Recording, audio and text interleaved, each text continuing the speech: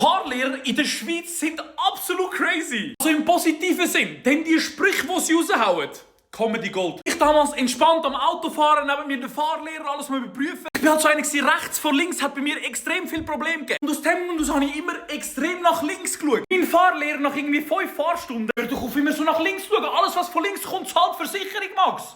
Was hast du gesagt?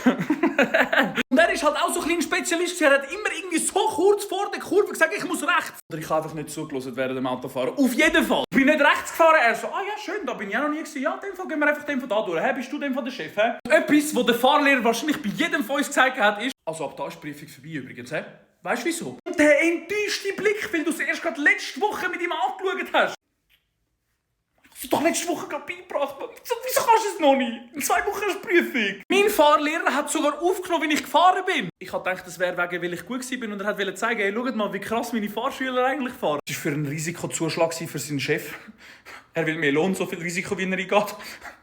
Oder aber auch, ich sitze in das verdammte Auto rein. Er sagt so, ja, ganz schön ruhig heute, hä? Meint ihr jetzt einen Verkehr, wenn ich jetzt so rausfahre, oder was? Ich habe den Motor nicht innerhalb von einer Sekunde angemacht. Fuck. Ich bin ganz ehrlich, ein Fahrlehrer oder eine Fahrlehrerin, die so extrem entspannt ist, macht das Ganze schon viel besser. Für alle die dieses Jahr anfangen mit dem Autofahren, ich drücke euch die Daumen, kommt sicher gut.